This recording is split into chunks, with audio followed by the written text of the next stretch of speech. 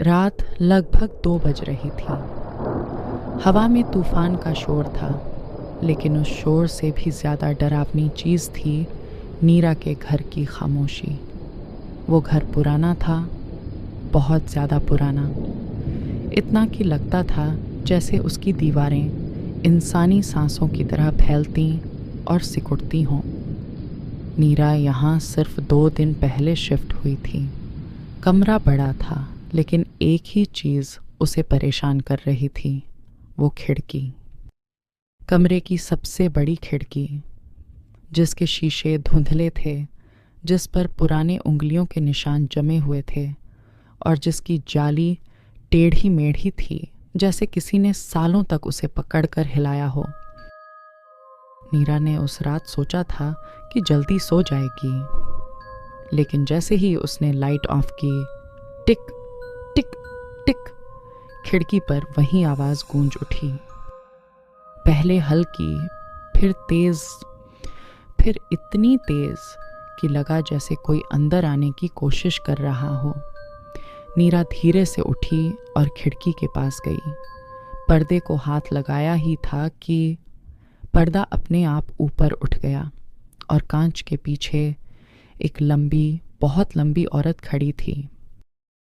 चेहरा ऐसा जैसे सालों से धूप नहीं देखी। आंखें इतनी गहरी कि लगता था जैसे 2 खोहें हों। बाल लंबे, गीले और होंठ काले जैसे जली हुई राख। उसने नीरा को देखा और मुस्कुराई। वो मुस्कान इंसानी नहीं थी, वो मुस्कान भूखे जानवर की थी। औरत ने कांच पर हाथ रखा और फुसफुसाई, आखिर तुम वापस आ ही गई। नीरा पीछे हट गई, डर से कांपते हुए। लेकिन वो औरत हिली नहीं, बस कांच से चेहरा चिपकाए रही, जैसे सालों से उसी पल का इंतज़ार कर रही हो। रात भर आवाज़ें आती रहीं, कांच खुरचने की, जाली हिलने की और कभी कभी किसी के गुनगुनाने की।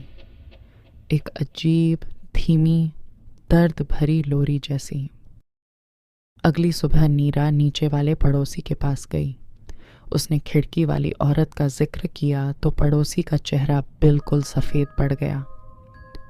तुमने उसे देख लिया? उसने फुसफुसाकर पूछा। किससे? नीरा कांपती आवाज़ में बोली। इस घर की पहली औरत को। ये घर पहले एक आदमी का था, जितेंद्र। उसने अपनी पत्नी माया को इसी कमरे की खिड़की से धक्का दिया था और उसकी मौत कोई साधारण मौत नहीं थी। नीरा के पैरों से ज़मीन खिसक गई। पड़ोसी आगे बोला, जिसने भी इस घर में अकेली रात बिताई, वो औरत उसे दिखाई दी। राधा भी बोली थी, वो खिड़की पर खड़ी है, वो मुझे बुलाती है।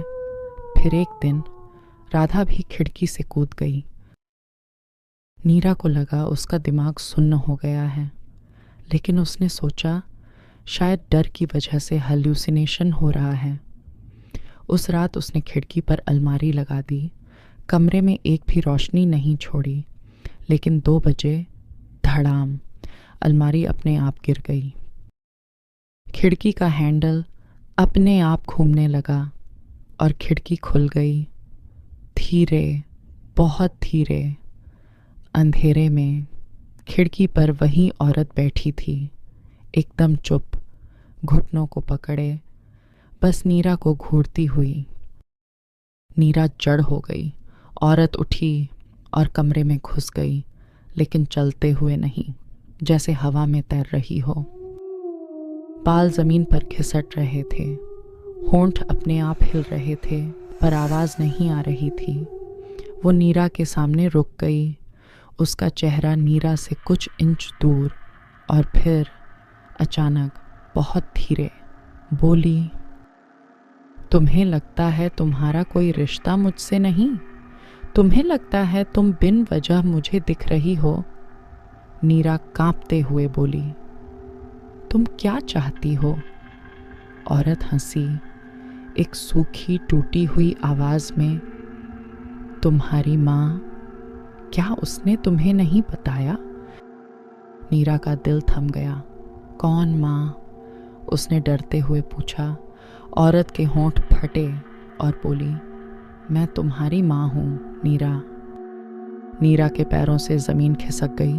वो चीख मारकर पीछे हट गई। औरत बोली, जितेंद्र ने मुझे जिस रात मारा, मैं गर्भवती थी। मेरी मौत के बाद उन्होंने तुम्हें किसी और को दे दिया। तुम मेरी बेटी थी और अब तुम मेरी तरह मरोगी इसी खिड़की से। नीरा दरवाजे की ओर भागी। दरवाज़ा बंद था। औरत हवा की तरह उसके सामने आ गई। नीरा की कलाई पकड़कर खिड़की की ओर घसीटने लगी। बाहर रात काली थी।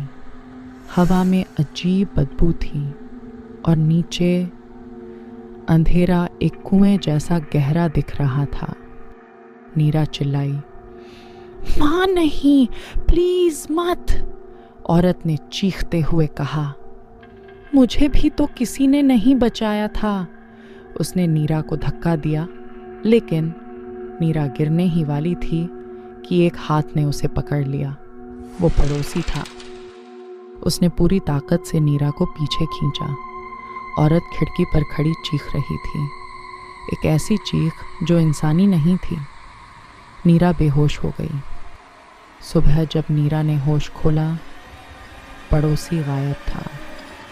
पूरे घर में सिर्फ एक नोट मिला, तुम्हें बचाने की कोशिश बेकार है।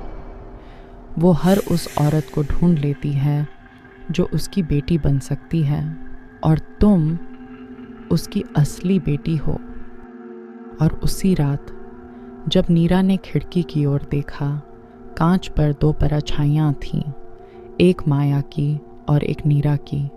दोनों ने एक साथ कहा, अब कोई बाहर नहीं जाएगा। नीरा ने चीख मारकर दरवाज़ा खोला, लेकिन हर खिड़की की परछाई में वो खुद खड़ी थी। गहरी आंखें, काले होंठ और एक खाली मुस्कान। नीरा अब सिर्फ इंसान नहीं रही थी, वो बन चुकी थी खिड़की वाली औरत की अगली परछाई। अब इस घर में जो भी नई लड़की आती, दो चेहरों के पीछे तीसरा चेहरा भी दिखाई देता, नीरा का। और हर रात वही आवाज़, टिक टिक टिक, आ जाओ, हम अकेली हैं। तो दोस्तों, अगर आपको ये डरावनी कहानी पसंद आई हो तो वीडियो को लाइक ज़रूर करें, शेयर करें और कमेंट में बताएं कि अगली कौन सी डरावनी कहानी सुनना चाहेंगे। मैं मिलूंगी आपसे अगली ख़तरनाक कहानी में। तब तक अपनी खिड़कियां बंद रखना, क्योंकि वो अभी भी तुम्हें ढूंढ रही है।